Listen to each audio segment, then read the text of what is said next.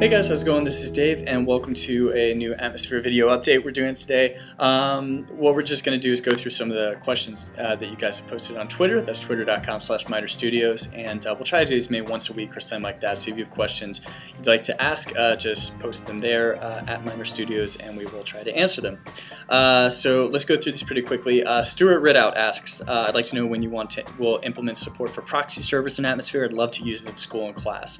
Yeah, with schools, a lot of times you want some sort of administrative, features, being able to, school systems have some pretty tight security, and wanting to get around that or have school-specific versions of Atmosphere, and that's something we might implement in the future. Definitely education is a big priority for us, I think, and you might see on the Atmosphere website, actually, if you go to the bottom of the page, there's a link for school information, and you'll see some of the schools that are using Atmosphere, as well as some worksheets and things you can use for putting Atmosphere in the classroom.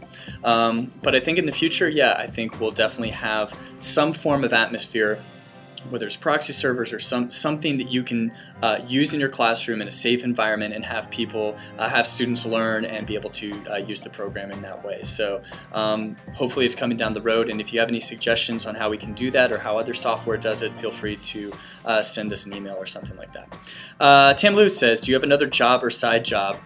No way. Atmosphere takes up all my time, not even just the work day, but a lot, I'm either playing it after work or working on some videos or various things like that. So it definitely extends outside of the office as well. Yeah, there's no way I could fit anything else in other than this.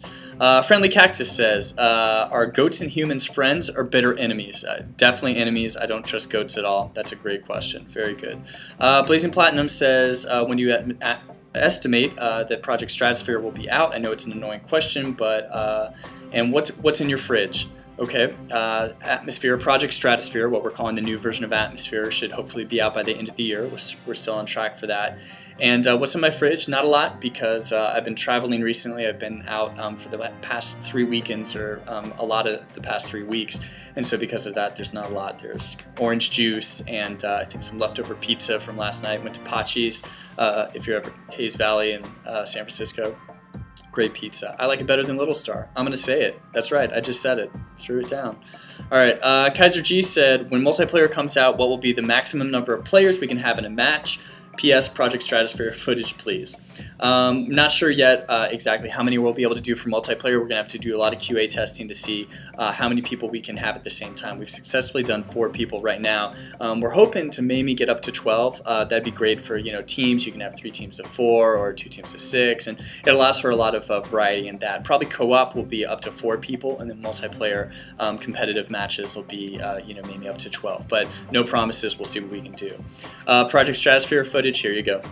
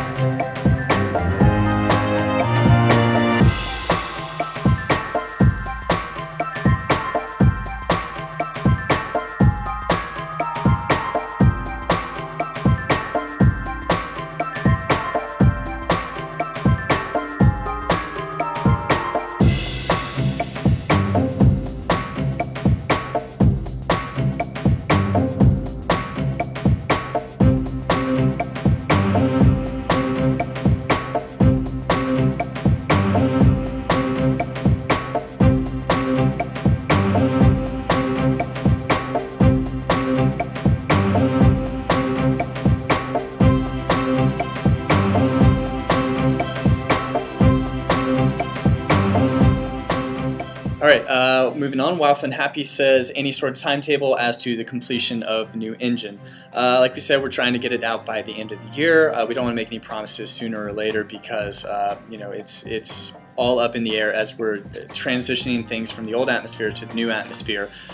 Any number of things could go wrong. They probably will, a few things, and it might take us a little extra time to fix stuff, but that's what we're saying right now. We're sticking to end of the year. Got an update from Martin the other day, though. He said they've imported most of the art assets, so everything from enemies and animation to the blocks and the textures to the different particle effects and that sort of stuff. All the different art objects that you place within the game, except for characters. and that's going to take a while because they rigged the characters a little differently with this new engine, and so because of that we sort of have to redo all the clothes and all the character customization items. They'll still work and everything will be fine, but it's just a new system to make it look more realistic.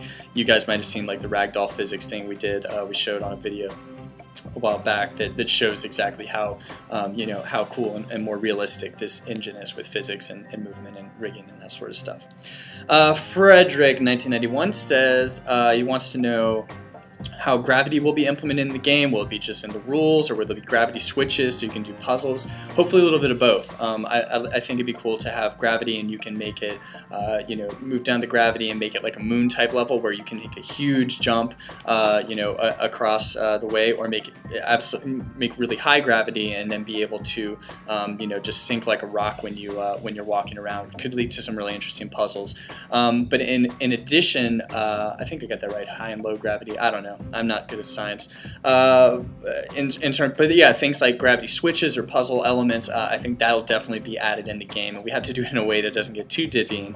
But hopefully we'll be able to do both, and we'll get your feedback on how that might work in the future. Misfit X Chaos X says, what's your take on the economy? What have you been doing to save money? My friend Eric and I at lunch, we always have been going for really cheap lunches. We've been trying to find the cheapest sandwich places around San Francisco, and so that's a big thing. Definitely, particularly working every day, going out to lunch. It's really easy to spend, particularly in San Francisco. You go to Mixed Greens, you're paying $12 for a salad. I mean, really, it's a great salad, but there's a lot of deals that are around. We try to stick around the $5 budget and sometimes go under that. We even made peanut butter and jelly sandwiches for a week, but that didn't go too well. Also, if you're addicted to video games like I am, and you want to play games that are a little bit cheaper, you don't want to pay like the full $60 for games and stuff, check out Battlefield 1943. Just came out for the Xbox 360. It's only $15. It's multiplayer based. It'll last you a long time, and probably the rest of the summer. And games like 1 vs. 100, I was playing that last night, free if you're an Xbox Gold subscriber member. It's free to play, and it's a lot of fun to play with your family and friends as well, everyone answering the questions together. So things like that, cheaper entertainment, it's good stuff. J-Rock says coffee or tea, hot chocolate. And Bramblepath asks finally, what games have you bought but never been able to complete? Still haven't beat Dead Rising. Still haven't beat Fallout 3. I was waiting for the expansion pack where you could move up your experience and move up to level 30, I think. But I haven't been able to get to that since all this traveling recently. I haven't beat Zack and Wiki for the Wii. I'm on the last boss of that. And the Super Monkey Ball iPhone game as well. Haven't beaten that.